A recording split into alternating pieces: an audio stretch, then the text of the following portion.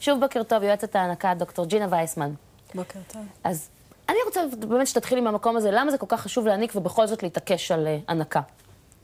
המילה הזאת להתעקש היא לפעמים לא במקום, כי זה באמת משהו יפה ומשהו שחשבנו שזה טבעי. אבל זה קשה לפעמים. נכון.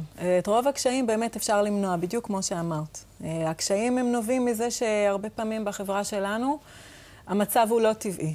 האמא במחלקת יולדות והתינוק בתינוקייה. ובשביל לינוק צריכים להיות ביחד. אז קודם כל את אומרת שקודם כל עצם השהות ביחד בימים הראשונים תעשה את ההנקה קלה יותר? כן, בהחלט. האויב הכי גדול של ההנקה זה הפרידה כשהאמא והתינוק לא ביחד. למה הוא רעב? אני באה להעניק אותו, מה הבעיה? אני אגיד לך מה הבעיה. כי כשאני נמצאת בערב והאמא כבר אחרי לידה, היא רוצה לנוח, והיא אומרת לי, טוב, תקראי לי, אני שם בחדר. יש כמה תינוקות. סימני רעב ראשונים אני כמעט לא רואה, כי זה ציוצים, זה תזוזה בתוך ההריסה, יש 20 תינוקות. כשאנחנו שומעים סימני רעב מאוחרים, שזה הבכי, אז אני מתקשרת אליה, אוקיי? היא עכשיו ישנה, אז היא קמה מהמיטה, קודם כל מה אישה אחרי לידה? היא צריכה פיפי. עד שהיא מגיעה, הוא כבר צורח. יכול להיות שהוא כל כך צורח שאי אפשר להצמיד אותו לשד. יכול להיות שהוא כבר בכה ואז הוא התייאש. הוא עייף. סגר את האינפוט. הוא לא כל כך התעייף מהבכי, הוא פשוט התייאש. וגם יכול להיות שכאמא את כל כך לחוצה כבר מזה שהילד בוכה, שאת כבר לא מצליחה לתפעל את המערכת כמו שצריך. נכון, זה קשה מאוד. תינוק בוכה, זה ישר מכווץ את הבטן והחלב לא זורם. אוקיי. אז הפתרון זה שהאמא והתינוק יהיו ביחד כמה שיותר. זה נכון שלידה יכולה להיות חוויה קשה ומעייפת בשביל אמא. עדיף שהיא תנוח 3 ימים אחרי הלידה ולא ביום-יומיים הראשונים. אוקיי. ולהיות עם התינוק לפעמים, אפשר לנוח יחד עם התינוק. פשוט, כשהוא ישן.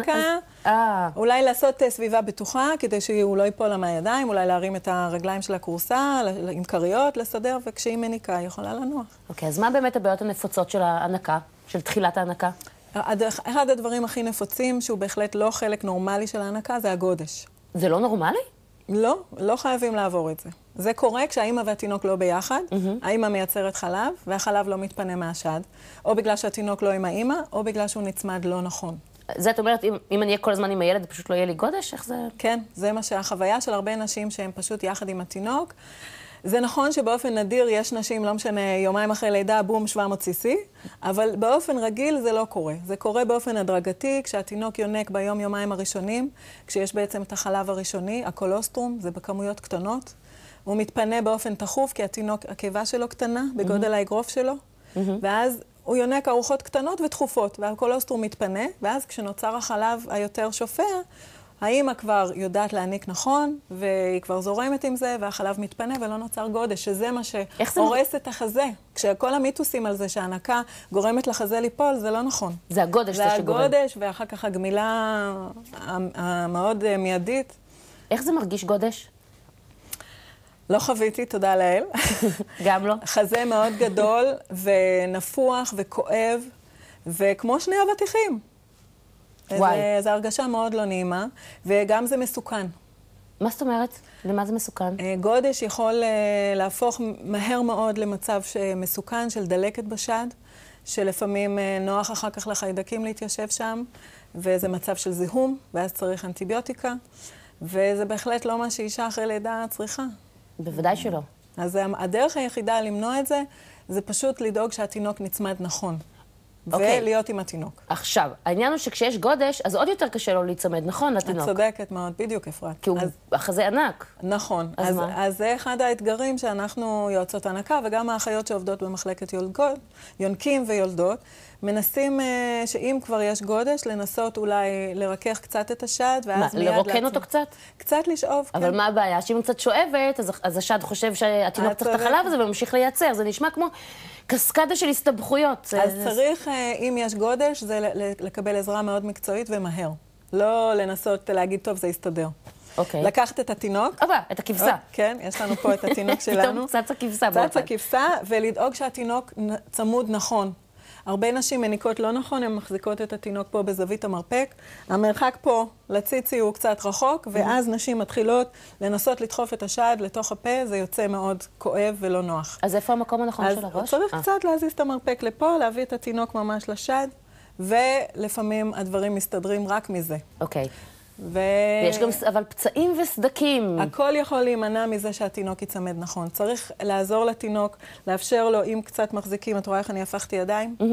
אז התנוחה הזאת, התנוחה הקלאסית, היא נוחה אחרי שהתינוק למד טוב להיצמד. לאו דווקא מתאימה לימים הראשונים.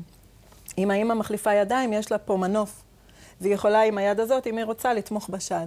ואז כשהתינוק פותח פה גדול, ממש גדול, היא מצמידה אותו. כי מה קורה? הרבה פעמים הוא פותח פה, אבל עד שהאמא מצמידה ככה, הוא כבר סגר קצת. כן. ואז הוא תופס קצת, וזה כואב, וזה עושה פצע. בעצם התפיסה הכואבת היא זאת רק של הפטמה, שזה בכלל לא מה שהם אמורים לתפוס, נכון? נכון מאוד, נכון. אם אני יכולה, כאילו... אני הנקתי בהצלחה, אז אני פה רק גאה, אני משוויצה בזה. אני חושבת שזה, כאילו, אם אני מדמה את הפטמה של האמא לגודל שלי, אז אם התינוק תופס קצת, אז הוא תופס, ואז עם הלשון שלו הוא משפשף את הקצה של הפטמה, וגם לא יוצא לו חלב. אבל אם הוא בא יותר מלמטה, הוא יכול עם הלשון שלו לחלוב את החלב מתוך השד, וגם הפטמה, תראי איפה היא רחוק מאזור הפורענות. והיא בכלל לא אמורה, היא לא חלק מכל הסיפור. ואם בכל זאת יש לי כבר סדקים ופצעים, מה אפשר לעשות? אז קודם כל לקבל עזרה דחופה, איך לסדר. יכול להיות שזה משהו מאוד פשוט, לשנות טיפה את התנוחה, ואת כבר... איפה העזרה הזאת? בטיפת חלב? מי יכול לעזור לי? גם אחיות טיפת חלב היום עוברות הכשרה, והן יותר יודעות איך לתת את הכלים הראשונים. כמו שאמרתי, האחיות בבתי החולים, אני מרכזת קורס לאחיות בתל השומר, וקלטת הדרכה, סליחה על השתלים. כן. זה מידע בסיסי שיכול לעזור לאמהות, איך למנוע את הקשיים, מראה בדיוק את התנוחות, את ההיצמדות, איך לעזור לתינוק לפתוח יותר את הפה. וטיפ קטן, חלב אם על הפטמה אחרי כל הנקה, נכון? נכון, צודקת. זה ככה, זוכרת שאמרו לי את זה, זה היה נשמע לי הזוי, אבל זה עובד. נכון, בחלב אם יש חומרים שממש עוזרים לריפוי, והיום אנחנו יודעים שאחרי ששמים את החלב אם, גם מחקרים מראים שאם עורכים לנולין טהור, אז כמו פלסטר מעל הפצע ומאפשר את המשך ההנקה, ולא צריך להוריד את זה לפני שהתינוק יונק. אוקיי, תודה רבה לך. תודה רבה.